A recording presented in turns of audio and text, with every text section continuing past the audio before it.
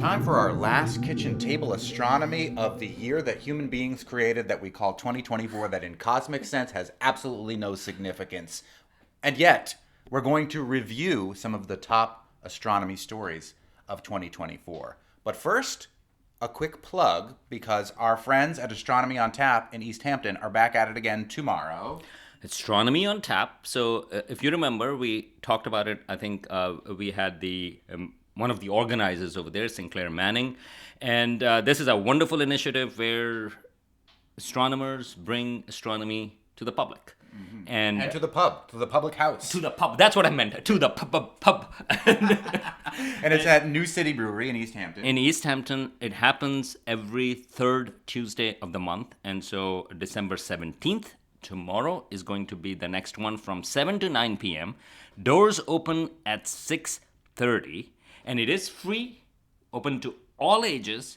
And this time, every time I would say that. And there is no shame in saying that. Every time we're going to say this is going to be great. But this time it's really going to be great because one of the speakers is Professor Kate Whitaker. And she works on James Webb Space Telescopes, looking at the farthest galaxies in the universe, or you can also think about it as the earliest galaxies. And so she's talking about, which we have talked about quite a bit, sort of like, this puzzle of why galaxies seem to be a little bit bigger, or a lot bigger, depending upon your interpretation, so early in the universe. And what should we do? This is a big puzzle which we don't know. Her research focuses on that. You are going to see some of the original results from James Webb Space Telescope. And if you have any questions about what's going on with the early universe, there won't be anybody better than Professor Kate Whitaker. So tomorrow night, New City Brewery, East Hampton. And a graduate student, she will also be talking about Roxana Popesco. She is a graduate student, and she will be taking people through galaxy clusters through or across cosmic time. So that's also related to the formation and the evolution of the universe. So that will all be great. And there will be astronomy news, trivia, prizes, and if the sky is clear, telescope viewing. Ooh, that's fun.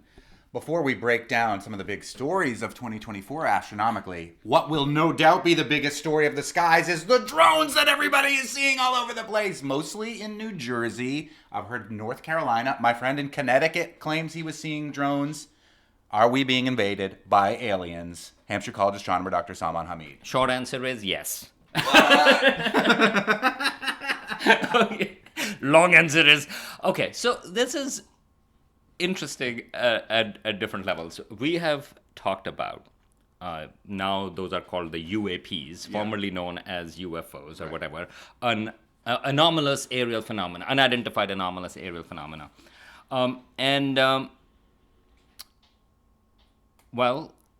these ones certainly fall under that category to a certain degree, although people do know kind of that they are drones. Yeah, they're not doing anything weird. They're just drones.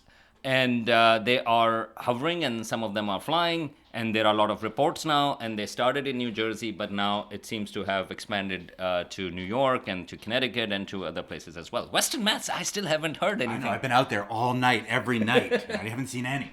So what is going on? I don't think we know. The official statements from the government are coming in and saying that they are not nefarious, there's nothing.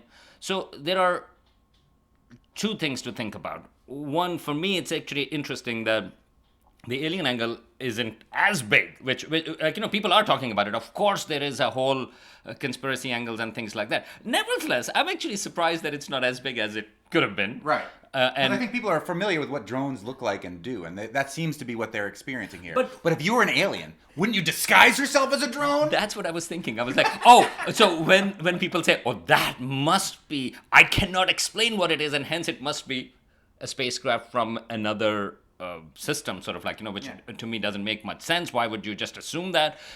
But here we can explain that, what it is. Hey, it looks like that. Why not assume it from a spacecraft from another sort of civilization? So to me, why do they have to be super fast?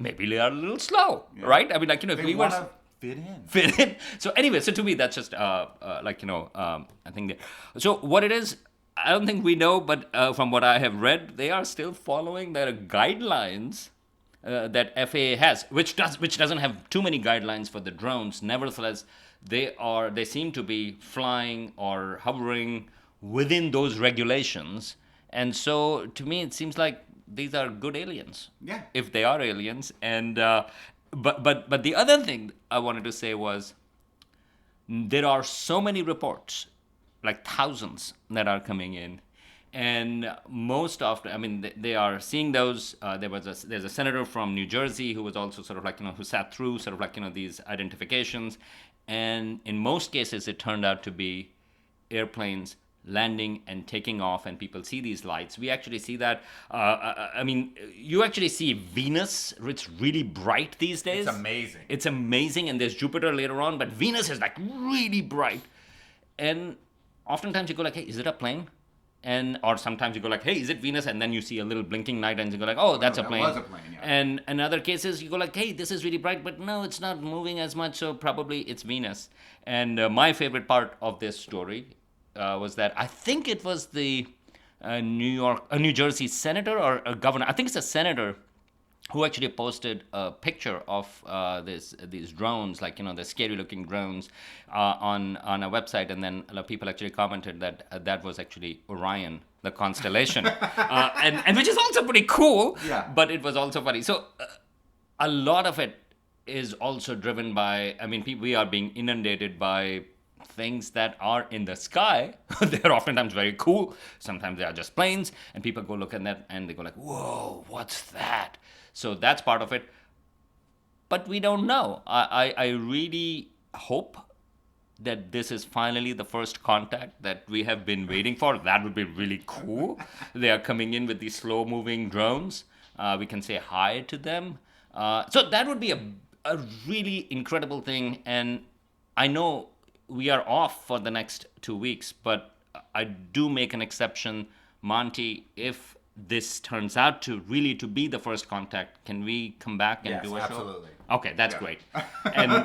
But there are a lot of conspiracy theories regarding that too, which sort of like takes you into that this is an effort by the global elites, which of course Monte is part of. Yes. And that they are trying to provoke panic and so on and so forth. So a lot of fun, but unfortunately, I have to say it again. Unfortunately, not much to it. Okay. So far. But keep an eye out for it. Keep it. The thing that's different about this than most quote-unquote alien sightings, so many reports of people seeing it. If a spaceship came and abducted you in the middle of the night, it's probably you, dude. If a spaceship comes and thousands of people see it and start to report it, there's a little more there. Right, and I would say just keep on listening to NEPM, because if Monte and I show up between now and New Year's, this must be true. Let's do a breakdown of some of your favorite stories of 2024, astronomically speaking. Hampshire College astronomer and the head of Kainaat Studios, teaching astronomy mostly to the South Asian world in Urdu and in English via YouTube. Tell us some of your favorite 2024 stories. So I was looking at it, how to think about it, because a lot of things happen, and how do you make sort of like, how do you pick these type of stories? So I have two space stories. One is the Chang'e 6 mission. That was the Chinese mission that went to the far side of the moon and picked up samples from there and brought it back. No country other than China, this was the first time that somebody had attempted landing on the far side of the moon. That's the side we do not see, because moon is tidally locked with us, so we only see one side. And it is tricky to get to the far side because you need a satellite to communicate with it. You are not directly communicating with that. China was successful. It had already brought in samples from the near side, and now it landed on the far side, and for the very first time, we have rocks from there. So I think that is just an incredible scientific thing, but also an incredible demonstration of science, technology, and also China's progress in terms of going to the moon. Mm-hmm. The second, related to that, I think, was the Europa Clipper mission, Yes. which we talked about, the poem that is in one of the plaques by Ada Limon. Who was on the show with us. Check out that podcast. A big piece in not this past Sunday, but the Sunday before's New York Times about Ada Limon, the poet laureate of the U.S., and that poem, and the Europa Clipper mission. So the Europa Clipper mission was launched in October, and it's a big deal. I mean, there is a European mission also that's going to Jupiter, but that's going to Jupiter's moon. Its focus is Jupiter's moon Ganymede. This one, the focus is on Europa. We'll have to wait a little. It will get there in April of 2030. What? I'll be 50. And that's when you're going to find the big news. Actually, the aging, I don't know how it's going to go with the aliens contacting us. So maybe we'll get there closer, because the aliens will say, hey, we're going to get a little push. Like Europa Clipper, get there quickly. Totally.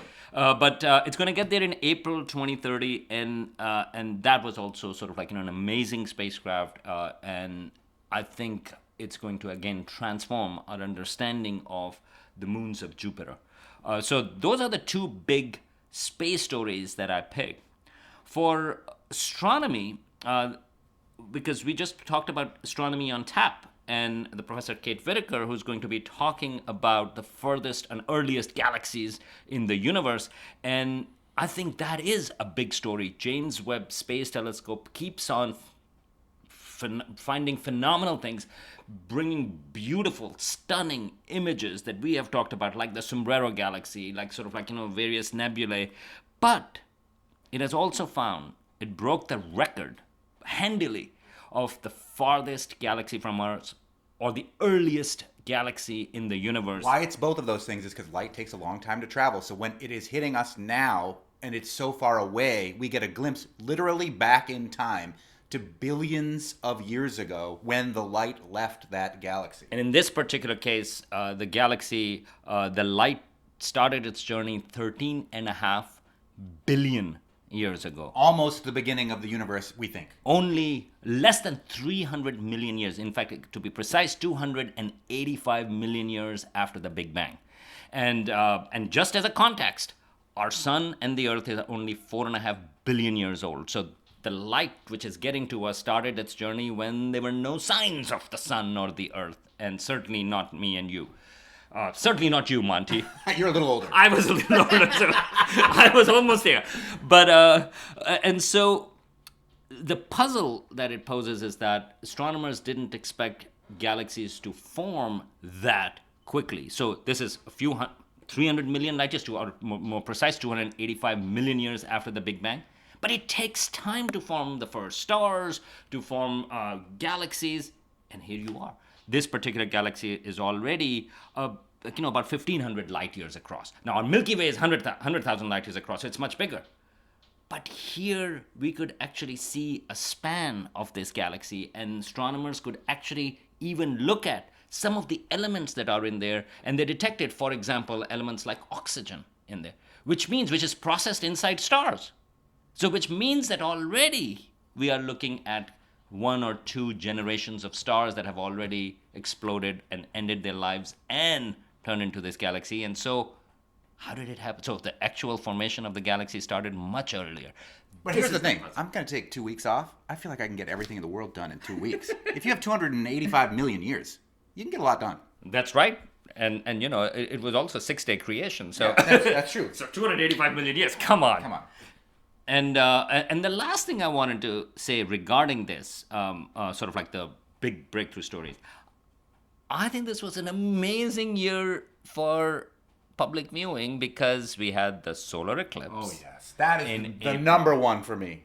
Maybe the number one of the decade so far. And that was just so incredible. Yeah. And we were both in Vermont, different places. You almost had to rescue me because we blew an alternator. That is correct.